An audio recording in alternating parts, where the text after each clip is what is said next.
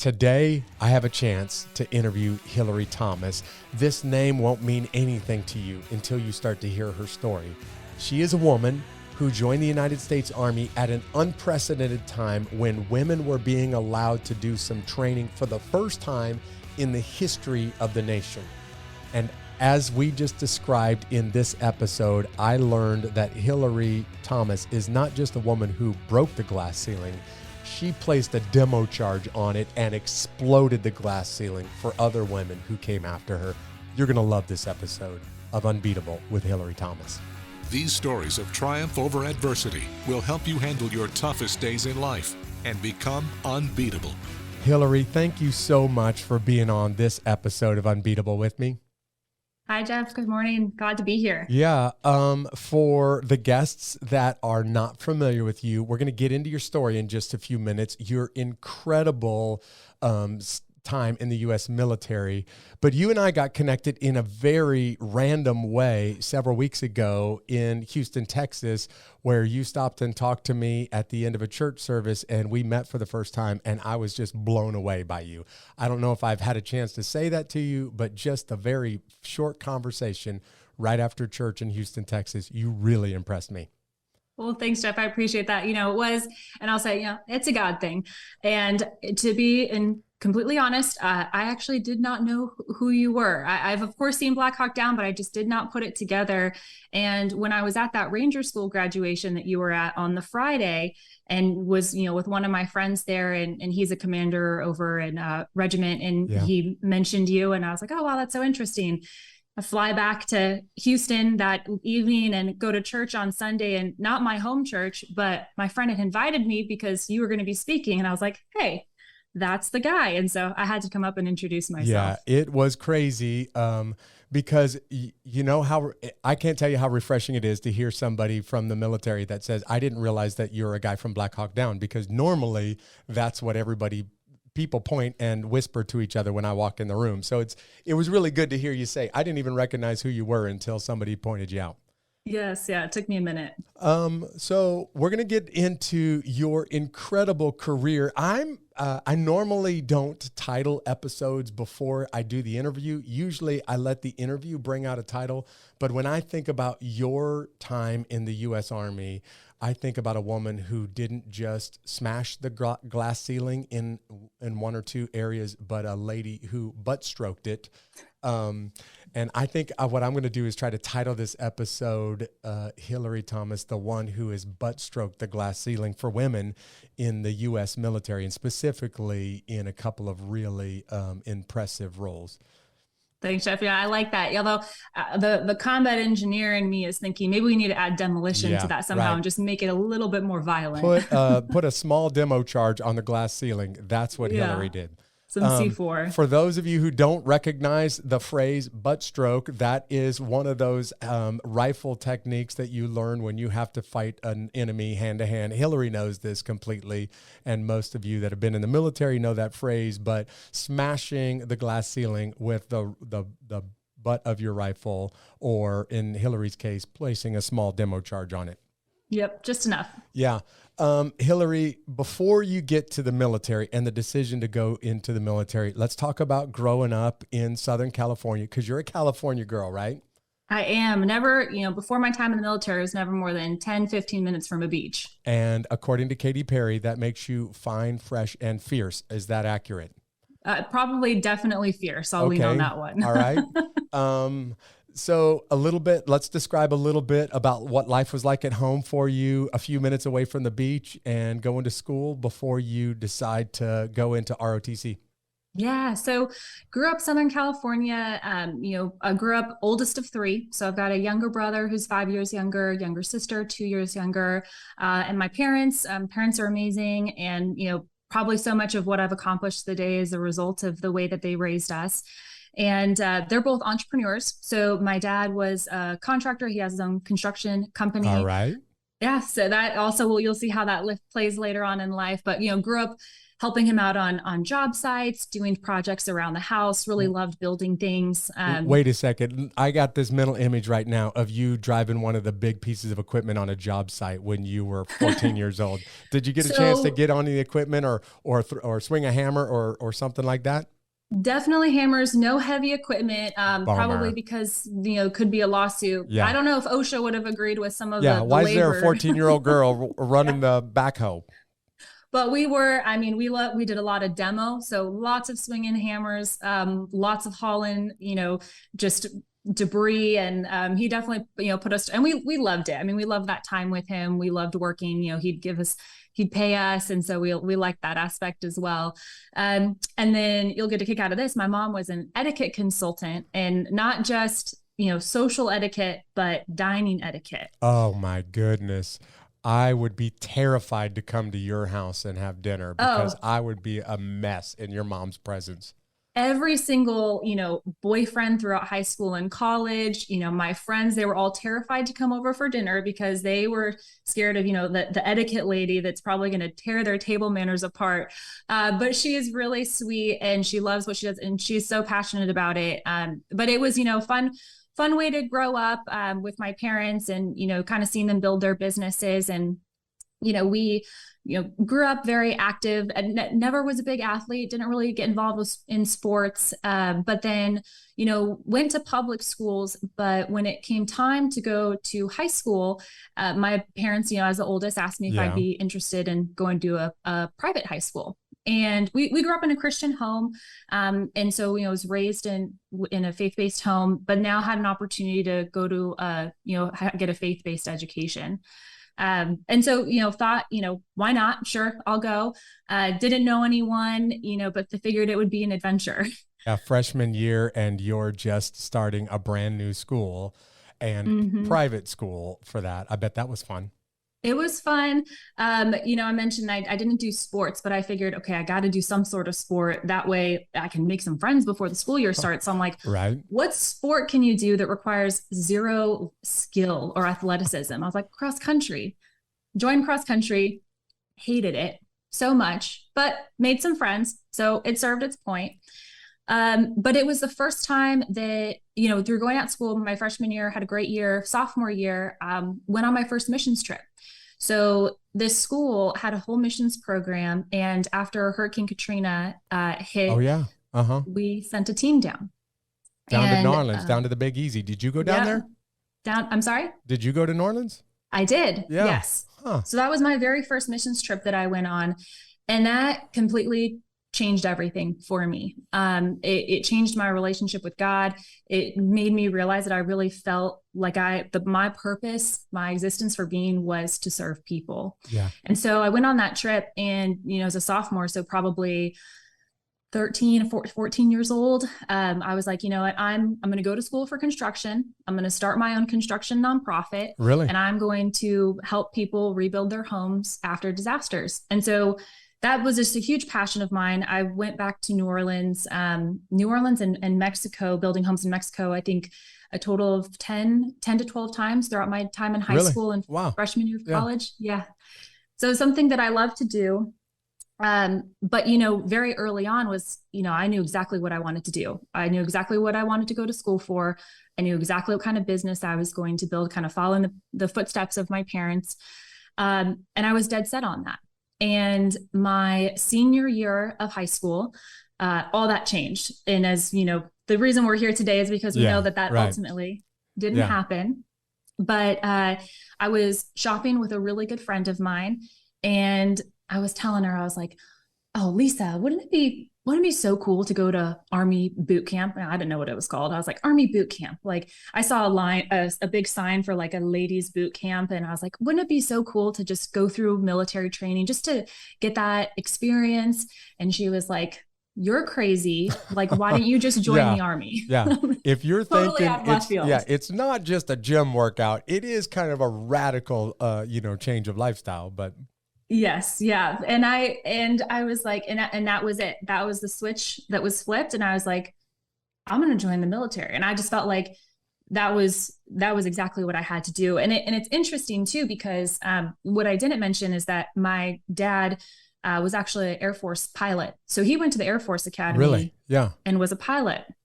So he served for, I think, 7 years or so, including his flight time, lived and flew all over the world, but completely completed his military service, got his MBA, started a business before he even met my mom. Yeah. So it was never a part of like our family's culture. My mom, was very clueless when it came to military. I mean, you can imagine growing up in, Beach City, Southern California, with the exception of maybe Camp Pendleton in San Diego, there's really not a military presence. Yeah. So I had no idea what I was really talking about or what I was, kind of saying that I wanted to do. But that very next day, I went to go enlist. So it was, kind of happened fast and went down to the recruiter because I didn't understand the difference between an officer and enlisted. I had no idea. I just thought that you'd want to join the military, you head down to the friendly neighborhood recruiting office. And again, just God guiding my path, I sat down and told that recruiter that I wanted to enlist. And he's like, well, you've already applied to colleges. He's like, why don't you check out ROTC? Here, I'm going to connect you with this ROTC recruiter. Yeah. Which, I mean, those of us that have a little familiarity about military recruiters. Yeah, the recruiter was pretty awesome for you. Not the same. That's not the case for everybody. It is not. So, was very fortunate that, and I think it's just God working in it, him kind of guiding my path, putting the right people in my way that, help steer me to where I was supposed to be. So, by a couple months later, I got accepted into Cal Poly San Luis Obispo, which is another great beach town on the Central Coast. And they had a ROTC program there. So I signed up day one and got a scholarship for college and was a contracted cadet from the jump. Nice. Why Cal Poly? I had a really fantastic mentor in high school, and he had gone, and this was actually the gentleman who led the missions program. He was a chemistry teacher, but then also led the missions program. So we had spent a lot of time with him and his family going on these missions trips. And he had gone there, and he just talked about, I always loved the outdoors. And he just talked about what a great place it was to go to school, fantastic education. And for me, particularly wanted to go to school for construction. It was one of the best schools for construction. Yeah. And I was going to say, you got a construction management degree from there because obviously construction's in your DNA and your plans are to kind of follow in the family footsteps. But thanks for sharing that around the senior year of high school time, you really felt strongly pulled towards the military. So let's talk about the end of your ROTC time at Cal Poly. And now it's time for you to prepare to go on active duty. Did you request to become an engineer? I did. There was nothing else I wanted to be. And actually, when I went to go enlist, I had at least had the foresight the evening before to go on to goarmy.com and read about the different MOSs and decide, what do I want to be? You're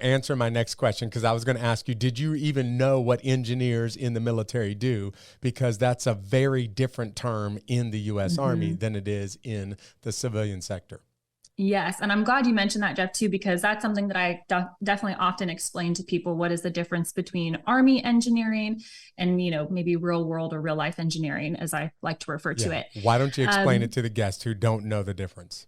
Yes. So I saw the description for combat engineers, and it was all about, enabling passage on the battlefield. So if there was an enemy minefield, we had the capability to make a lane through that minefield. It was all about putting in defensive obstacles. It was about breaching doors and manual breaches with tools and equipment. And so that just sounded badass. I was like, that's what I want to do. Now, I didn't get far enough down the enlistment process to realize that, it was 2008 and I could not have done that if I wanted to, because it was restricted. And that exclusion didn't change until 2015. When did you finish ROTC? In 2013. Okay. So I even joined when there technically were no women that were serving as 12 Bravos, which is the combat MOS for engineers. But I felt kind of a little bit of a loophole because all engineering officers. So I went into my, branch selection process dead set on engineers because I felt like it was one of the closest ways that I could get to combat. I wanted to be on the ground. I wanted to be blowing shit up. I wanted to be in the fight. And that seemed like a great way to do it. So, I couldn't branch infantry. I couldn't branch armor. And it's interesting because I'm such a proud engineer. But had I had the chance to branch infantry, I'm not sure because it would have been a tough choice, right? It would have been a really tough choice. And back then, it was the only choice. So it made it really easy. Yeah. I'm going to pause for a second and make sure that the listeners understand you are a very intelligent and somewhat athletic woman who is now considering a career in the U.S. military, or at least trying it out. Mm-hmm. And you've been to the recruiter's office. You've seen the videos and all of the promotional material all about combat engineers, the guys on the ground blowing stuff up. Great description of it. But I want to point out, it's all guys at this point. There are no women who are in this world. And this is something that you really want to do. So how does it work out that you get the opportunity as a woman, newly commissioned in the Army, to become a combat engineer? Mm-hmm. So, part of it was great time. So I finished my BOLIC training. So all engineering officers get kind of introduced to the variety of ways that engineers serve in the Army. Part of that's combat, but there's also traditional engineering and building and construction that the Army engineers do. So that was definitely an option. But I wanted to, pick duty stations, pick companies, or pick, brigades to be a part of that were focused on combat engineering. And that's what I wanted to do. And so, I was first assigned at Fort Riley, which was actually my 15th choice. So the Army doesn't always give you everything that you want. 15th choice. Like there were 14 other places you would much rather be than Fort Riley, Kansas, but... And I put Alaska as my number one choice. Like I thought, surely they'll send you up there. Yeah. No, I was headed straight to the Midwest, and and part of it was timing. So when I arrived at my unit, it was 2014. I was technically a 12 Alpha, so I was allowed to be branch as an engineering officer, but technically wasn't really allowed to be in combat units. Now there were women, in units that were serving in combat positions and leading combat platoons. However, when I got to my duty station, the prior battalion commander was not letting women. So he was kind of executing his discretion to not let women be in the combat engineering companies. So the women engineers that were in that unit were maintenance platoon leaders in this engineer battalion.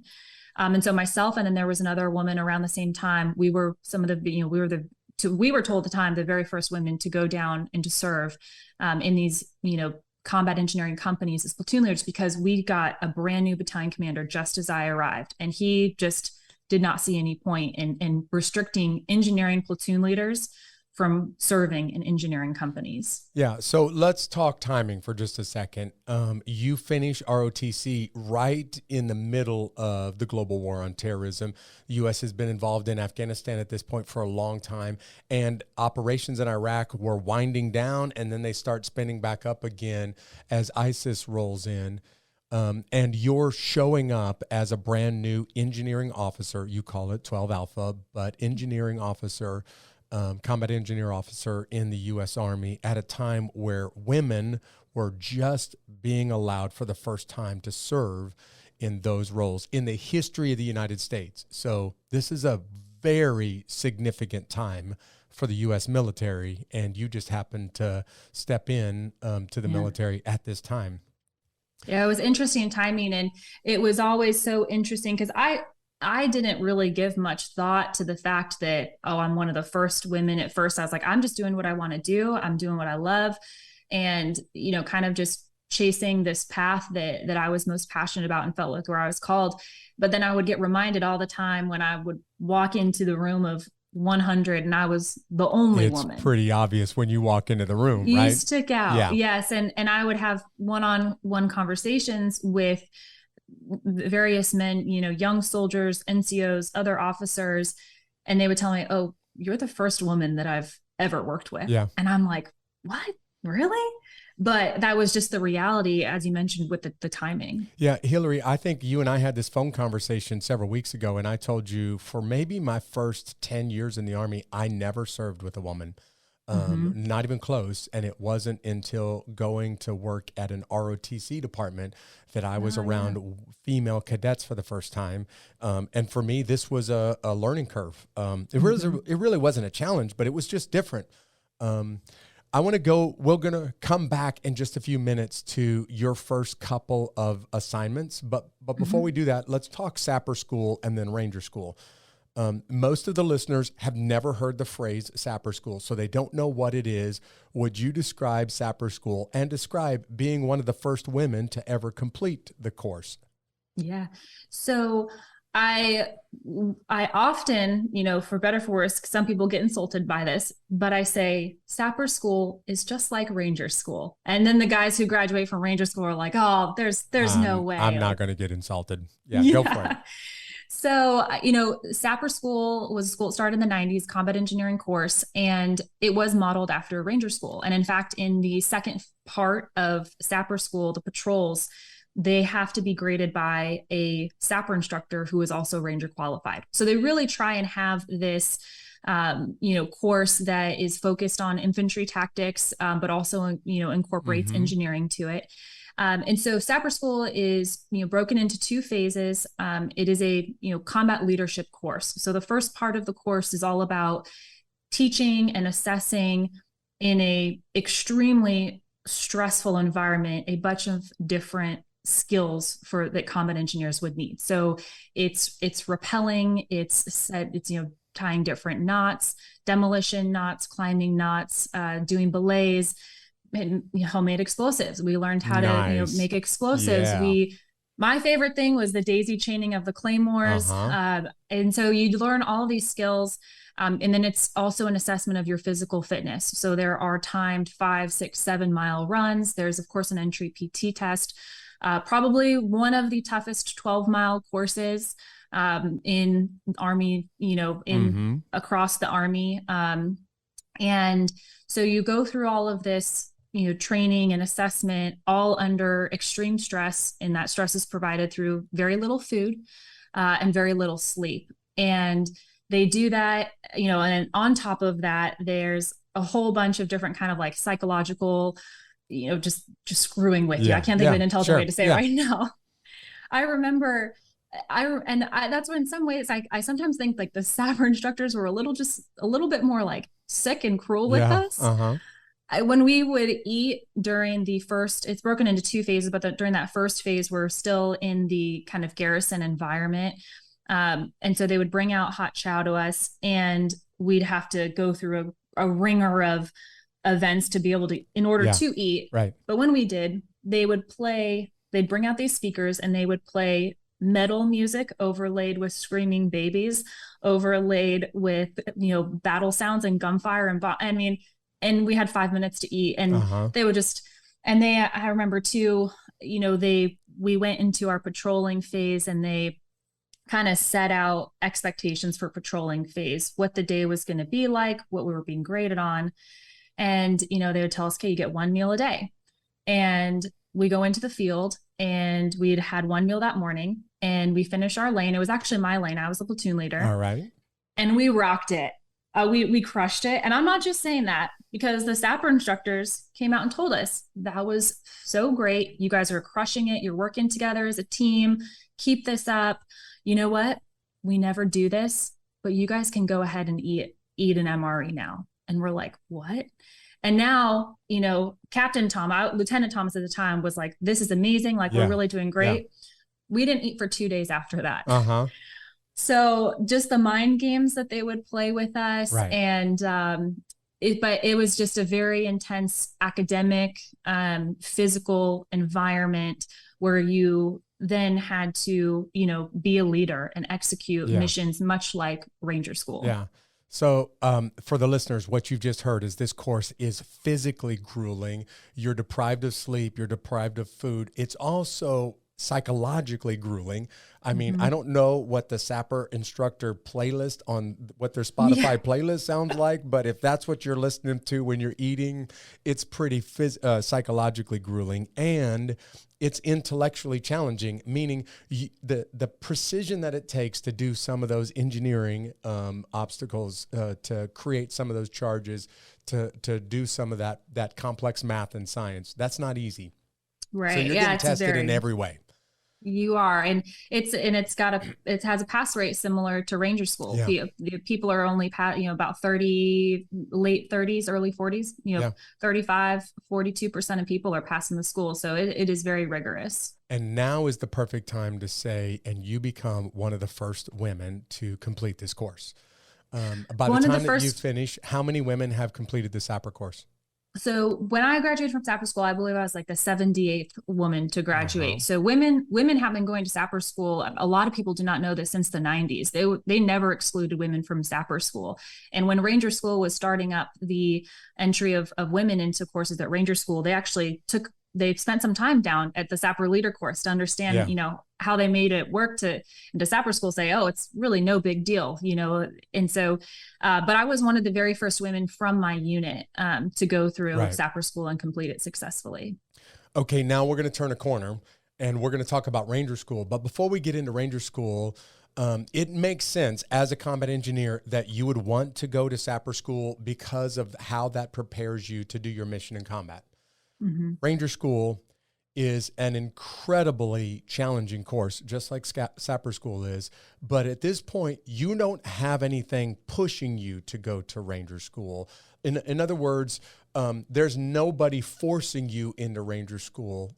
They didn't force you into Sapper School, but this is a little bit different. So before we even get into your experience in Ranger School, why do you want to go? To be perfectly honest, at first I didn't. For those points that you made exactly, it just to me didn't completely seem necessary. I had gained so much from Sapper School and absolutely encourage any soldier, but specifically any leader, go to one of these courses where you're put under extreme stress. It really tells you a lot about yourself. And I went into those courses thinking that, on a scale of 1 to 10, usually you operate around a 5 or a 6. If you really need to push yourself, you get to an 8 or a 9, and you go through something like that and you're like, holy shit, I can push all the way to a 15. Yeah. I didn't sleep for 4 days straight at Sapper School. I mean, and that's not kind of the droning or the falling asleep standing up, but you have no idea what your body is capable of. And you get a real appreciation for, what you can really do. And to be a leader and leading in stressful environments, to know that you always have a little bit more in the tank is very helpful. And so I absolutely encourage all leaders to do that. But yeah, I didn't particularly want to go to Ranger School. I didn't see the point. And for vanity, for better, for worse, I didn't want to shave my head. I was going to get into that in just a second. Yeah. So yes, I didn't want to shave my head. Let's talk timing. You are in the Army when the Army starts to open up the opportunities for women to go to Ranger School. Is that right? It is, yes. Yeah. So right before you join, it is strictly prohibited for women to go to Ranger School. Ranger School has been around for about 60 years at this point, but no women have been permitted to go to Ranger School. There's been attempts in the past, but it's just been shut down. Now women are being allowed to go to Ranger School, and something prompts you to go ahead and to give it a try. We're going to talk about shaving your head in just a second, but what is the ultimate thing that causes you to say, you know what, I'm going to give it a shot? So when I was deployed, I worked with 2 infantry captains. And I was in a mechanized unit. Fort Riley is a heavy unit, so there really were not a lot of Ranger tabs around. Ranger tabs are more common at light units. And so I didn't really understand I know Ranger School a little, it was hard, similar to Sapper School. But through being deployed with them, you got a lot of time on your hands. And of course, they're telling stories about Ranger School, or we're talking about... tells war stories about how tough it was, just to make themselves look good. Yes. And so hearing more stories about it, and I think just learning more about the infantry and being intrigued and really realizing that as an engineer working with infantry, I had, in my eyes, kind of an obligation or duty to understand their branch as much as possible, to understand what they've been through as much as possible. And so and then the more I heard about it, I was like, that sounds fun. I was like, that definitely sounds like something. She just used the word fun to describe Ranger School, which never happens in the same sentence. Yeah, it's Ranger School. I mean, there's nothing quite like it, and you know, Jeff, but it started to appeal to me a little bit more. And then I was kind of realizing that, you know, when Ranger School first opened up to women, I was in the very, you know, bulk of my lieutenant career. I was a platoon leader. I was an executive officer.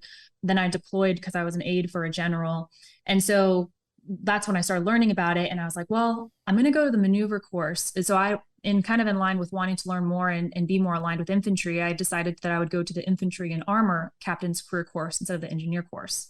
So, which is at Fort Benning. So I was like, perfect time to go to Ranger School. Okay, so now let's just go ahead and talk about Ranger School for a minute.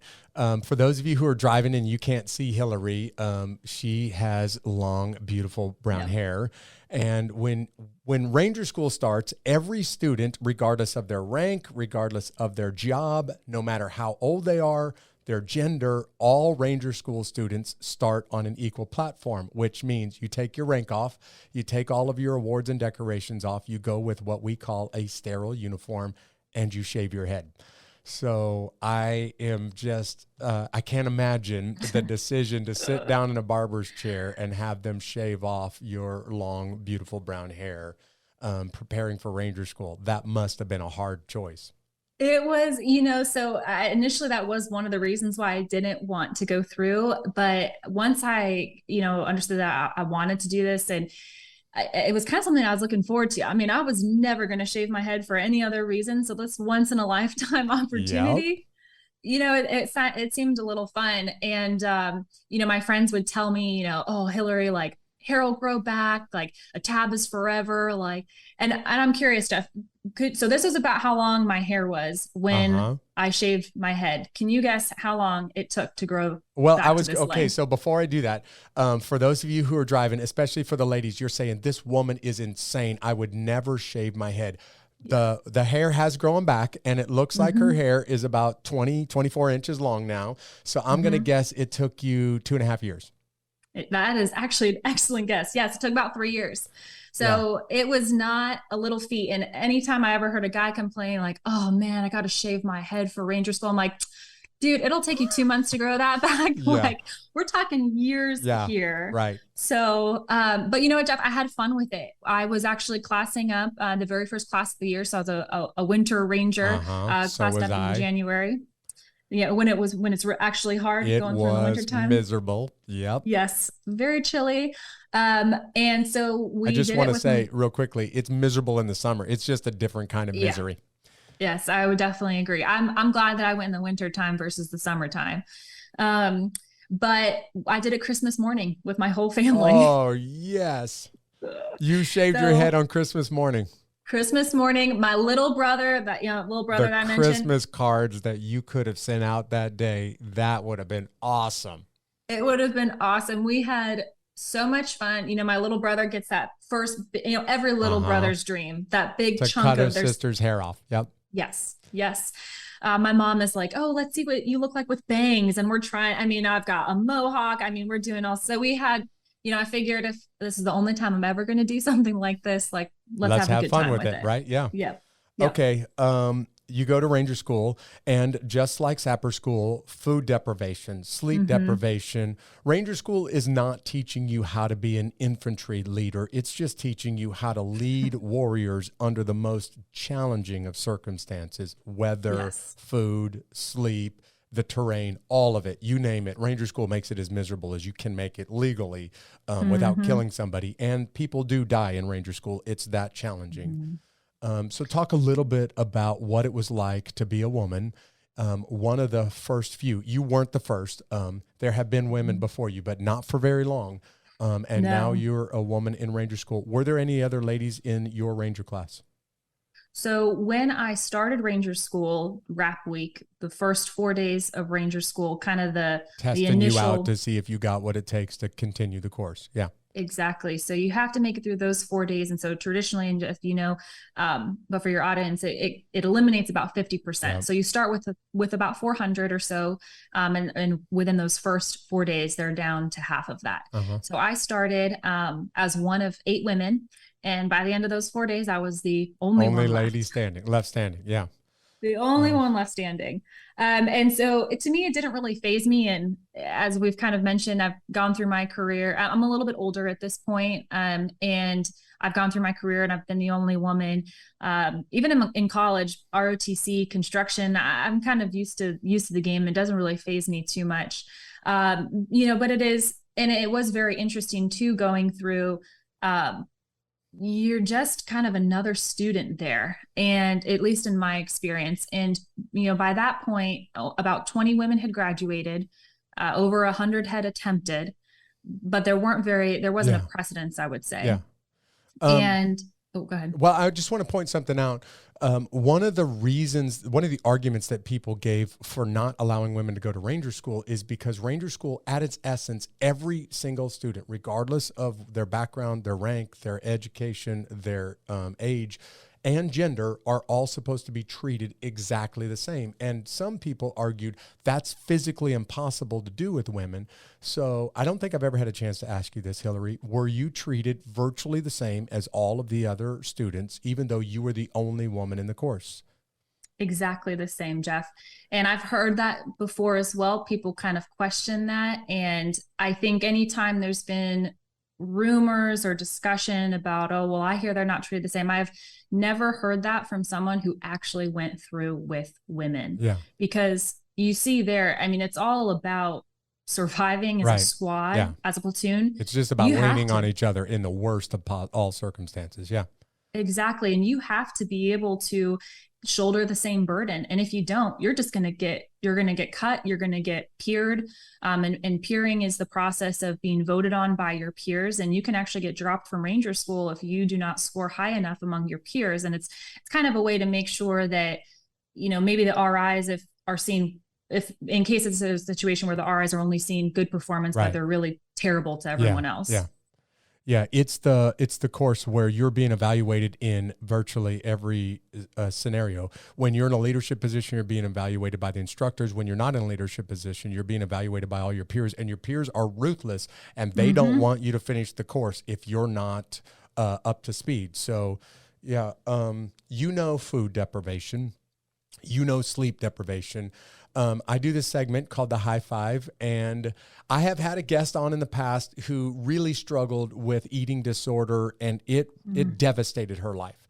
In your case, Hilary, my case in Ranger School and lots of arduous training in the military, there were points where I would have eaten if I could, but I just couldn't. And this is definitely true of you, Sapper School, in Ranger School, and other really hard training. So let's just talk about what life is like. Let's talk about what happens to the body and to the mind when you've gone now days and days on end with little or nothing to eat. By the way, I'm a guy who was very fit and very lean when I started Ranger School. I spent about 2 months in Ranger School, and I lost 40 pounds, which was at that point almost 20% of my body weight. I lost it all in those 60 days. And I didn't have excess body fat or body mass. Yeah. So I lost virtually 40 pounds of muscle mass while I was in Ranger School. Hey, quick note, I graduated on December 22nd, went on Christmas vacation the very next day, and put 50 pounds on a 2-week Christmas break because I was just an eating machine for 2 weeks. Oh, that was perfect timing for you because you got all those great holiday treats. Yeah. I put on 50 pounds of fat in 2 weeks. I don't even know how that's humanly possible. That is impressive. But I did it. That is impressive, Jeff. I don't think I could say that I did that same amount of work, but yeah. And then I came back and paid the price for it as soon as that vacation was over with. Okay. Top 5 things that happened to you physically or psychologically when you couldn't eat enough calories to even sustain your normal body functions for months on end. I'll tell you the first thought that as I was thinking about this is food started to become an obsession. Like everything about food started to dominate my mind. Even when I was going through very physically grueling stuff, my mind was on food instead of on what was happening around me. What about you? Yeah. So I would echo that. And I don't even think I realized at the time how much it consumed my thoughts. So I will say that I was actually able to maintain a notebook and letters home to my parents. And so I would send an occasional letter home and would get cards from them throughout Sapper and Ranger School. But when I finished, my dad was chuckling and he was telling me, he's like, the longer you were there and the more cards we got, the more they were talking about food. How about that? And I didn't even notice it. My buddies in Ranger School just incessantly talked about food. And I used to tell them, would you guys stop? I can't take all the conversation about food. It's torturing me right now. Just stop talking about it. Yeah. You already know this because you've been through this personally, but your body has a survival mechanism, and that survival mechanism is to protect the brain. The brain needs blood, it needs oxygen, and it needs calories. So when you're low on calories, it will shut down other organs to make sure that the brain has enough calories. And I remember walking around like in a fog, not even aware of what's around me because my brain is so, few calories that I'm not even aware of what's going on around me. Do you remember the brain fog while you were in Ranger School? Oh yeah. The brain fog, especially I remember very vividly in Florida phase. So this is the final phase of Ranger School. You are just so broken down, beaten down at this point. Your body is a mess at this point. Yep. Oh gosh, it is bad. And I remember I was doing the planning for a mission that we were going to go on, and I was concentrating so hard. It was during, daytime. And so there's plenty of light out, and I'm trying to write, and I can't like get my hand to move. Yeah. Your brain is moving, but your hand is not. I can't. And my writing is blurry. My vision. I mean, I was like, come on, Hilary, like get your shit together. Like you've got to focus. Yeah. But it was so bizarre. And I just remember very consciously being like, how is it that my body cannot perform right now? Right. It is all consuming. And no matter how much you try and will it. And eventually I was able to kind of get my shit together and muster out, the lines of the op order that I was writing, but it was bizarre. Yeah. I don't know if you've noticed this, but Ranger School really I didn't realize how much of the big events of my life had a food component to it. Meaning it wasn't food that made the event awesome, but there was friends, there was a party, there was family around, and then they were around some kind of table. And all of a sudden, the big events of my life started to become food events instead of family or friend events when I was in Ranger School. How about you? Any other memories of being that hungry? I would say that the first thing that comes to mind is we would gather at Ranger School and we would talk about food. So I particularly have an affinity for sweets. So I somehow, I was probably maybe a little bit opposite than you, Jeff, because I like to talk about food and, what are you going to eat after this? What's your first meal going to be? And so I remember gathering with, those couple of friends, and you're pulling security. So you're sitting there and you're trying to stay awake and you're like, oh man, some Nutella covered brownie M&Ms on a cake sound really good now. And that is you get a vivid picture. I was going to say almost everybody in Ranger School has this hunger or this desire for a specific dish that they obviously can't eat, and it sticks with them in Ranger School. I don't know why. I don't even really like Captain Crunch cereal, but for me, I wanted a bowl of Captain Crunch cereal so bad, and a bowl of grapes right next to it, and that's what I was desiring the whole time that I was in Ranger School. I thought where you're going with that was the Captain Crunch French toast that they have at it Rotc? Yeah. That was always popular. Yeah. Did Ranger School change any of your food habits? In other words, after you came out of Ranger School, did it make something at the top of your list, or did it make you, like it did me, say, I'm never going to eat that ever again? So I'll two parts to that. So when I was going through ranger school, all I wanted was like a really decadent dessert. And so when I graduated, my sister is an amazing cook, and I asked her and baker. I wanted a s'mores cheesecake. So she made the most S'mores delicious cheesecake. Oh, That sounds good. and I was so sick afterwards because I ate so much of it, but it was so good. But something really interesting that happened was so in Derby phase, you get a pass before you go into mountains. So you have like 8 hours to go out into Columbus, Georgia, pick up gear, get some real food. And I was craving sushi so bad. I was like, Sushi, really? How weird. Wow. Yeah, that is weird. Very weird. I don't know why. It wasn't even like sushi was my favorite food, but it's just something about sushi sounded so good. And so we went and ordered probably like $80 worth of sushi just for me. Of course, because you can rack up some money in sushi real fast. Yes, yes. And the very first bite that I took, it was just disgusting. And I immediately spit it out. And I did not eat sushi for probably about 2 years after that. I only just recently ate it at a work lunch because I was too embarrassed to say that I can't eat sushi. And then I was like, wait, actually, this isn't awful. Yeah. And now I eat sushi again and love sushi. But it's bizarre what, being in that type of environment can do to your taste buds or the way you see food. For me, it was peanut butter. I loved peanut butter before Ranger School, and I didn't touch it for years. I still don't like peanut butter to this day. After Ranger School, it was a complete shift for me. One last thing, you and I are just going on and on about food like two Ranger students right now.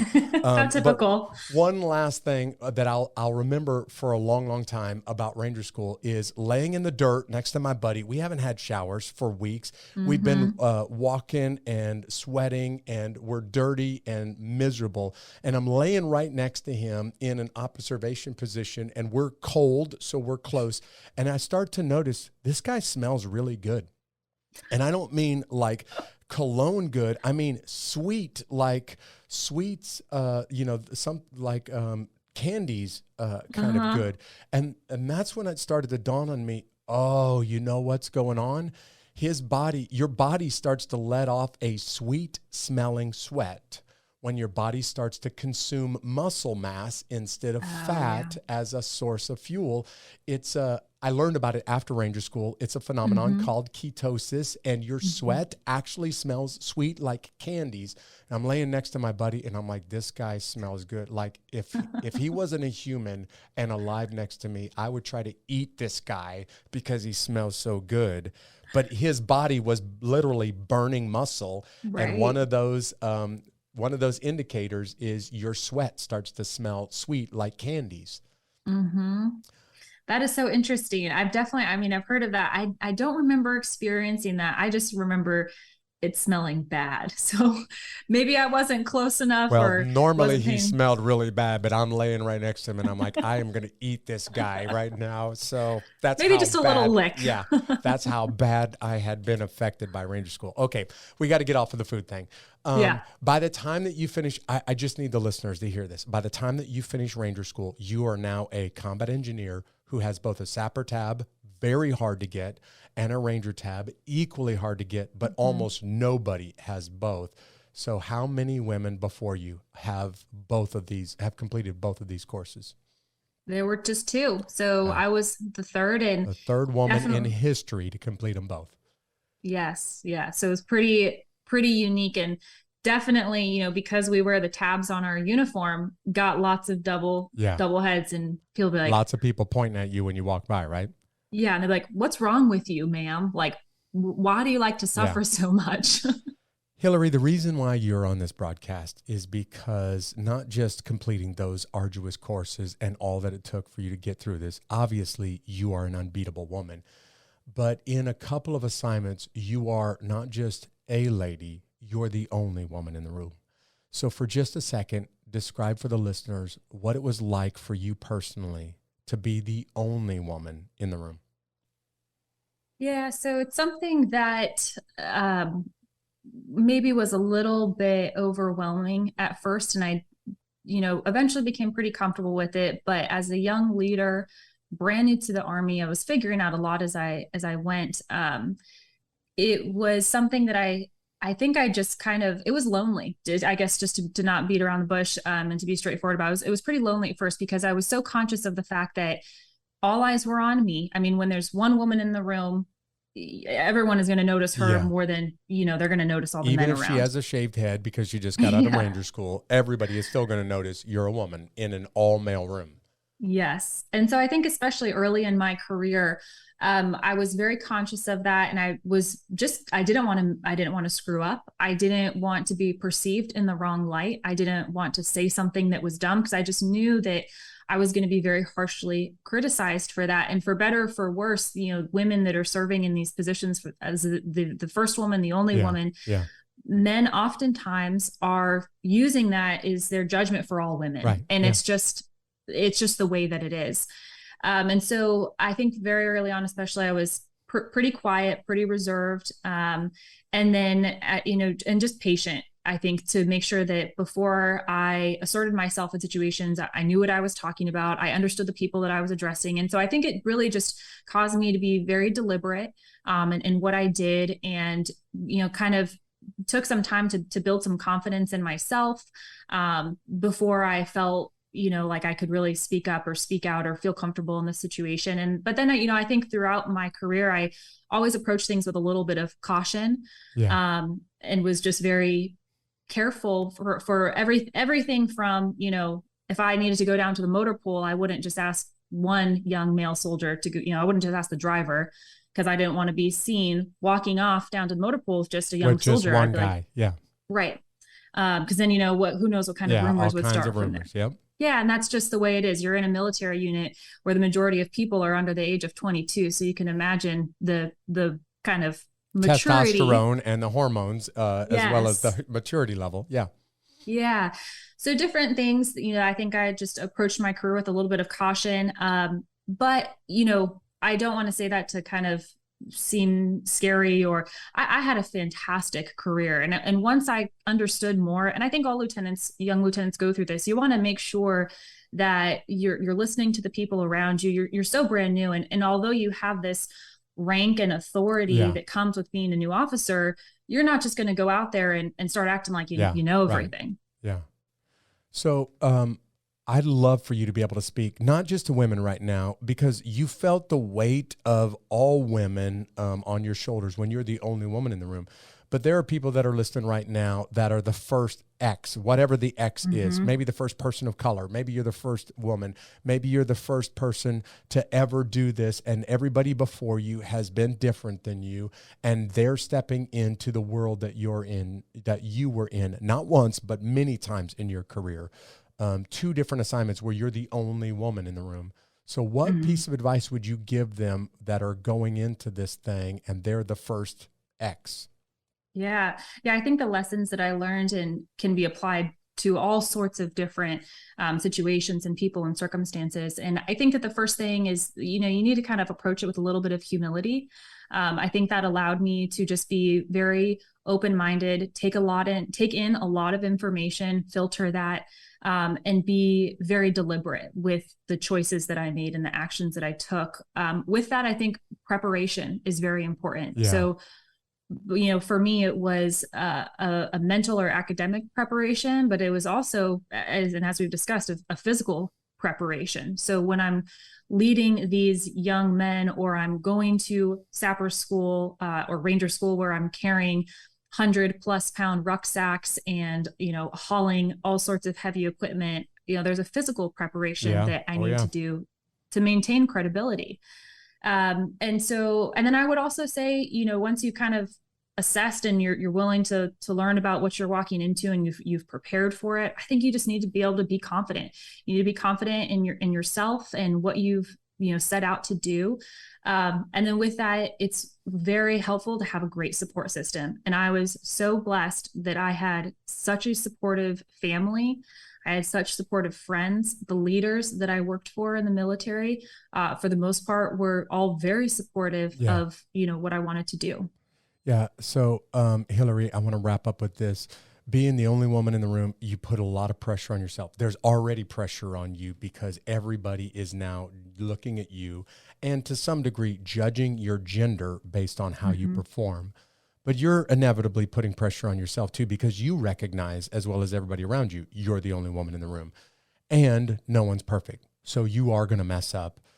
Can you just give a piece of advice to the person that's the first X and they're putting all kinds of pressure on themselves to be perfect so that they don't mess up for the people that are coming behind them?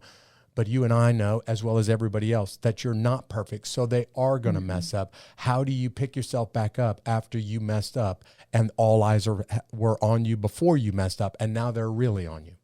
Yeah, you just can't quit. And I did not have a perfect, when I was in Sapper school, I recycled the first phase of it. So I finished that first portion, came up 6 points short, had to do it over again. I went through Ranger school, I recycled Derby phase, and then I recycled mountain phase. Awesome. So it was not a perfect time through by any means, but I knew it going into it. And I can absolutely say now, sitting on the other side, you just cannot give up. Yeah. And so the perseverance, the ability to pick yourself back up again. And a lot of that, it's interesting. I had to do myself in Ranger school, Sapper school. I was a little bit isolated from my support system. I had fantastic peers in the course with me, but you just need to know that, one failure is not reflective of you. And you gotta be like, okay, let's do it. Yeah. Let's go. Failure is not permanent. Get back up and don't quit. Yeah. Great advice. Hilary, you are a leader that a lot of people, not just ladies, but a lot of people can look up to because you were willing to forge a path for a lot of ladies to follow after you. And I just wanted to tell you, thank you for being my guest. Thank you for being the kind of woman who places a demo charge on the glass ceiling and shatters it for other women to follow after you. Well, thanks so much, Jeff. Really appreciate your support and really have enjoyed chatting and kind of reliving some of the glory days at Ranger School. How about those good times at Ranger School? Yes. Yeah, thanks. It's been great being with you. We'll see you around. Thanks so much, Jeff. Hey, there you have it. Like all of us, Hilary placed a lot of pressure on herself being the only woman in the room. And none of us are perfect. So when she messed up, when she failed, like you're going to mess up, like you're going to fail, like I do, like all human beings do, take her advice. No matter how bad it gets, failure is not permanent. If you will get up, dust yourself off, and don't quit. That's why Hilary Thomas is a great guest on this podcast called Unbeatable, of guys and gals that have just gone through incredible things and didn't let circumstances hold them back. Hey, if you found this podcast for the first time, we would love for you to stay connected with us. You can follow us on all of the prominent podcast platforms. If you've been listening for a while, why don't you go ahead and subscribe on your podcast platform? Or better yet, why don't you go ahead and follow us on social media? We're pretty much everywhere. Just search at Unbeatable Podcast. You can find us on almost all of the social media platforms. And I placed some of my lessons learned from the military into a really small booklet. I'm giving it away totally free. We call it the Unbeatable Army Survival Guide. And if you want that booklet, it's a PDF download, totally free. All you got to do to get it and learn about some of those lessons that I picked up along the way is go to unbeatablearmy.com. Hey, thanks for joining me for this episode. Can't wait to introduce you to my guest next week. Tune back in next week as we talk to this Olympic athlete. See you next time.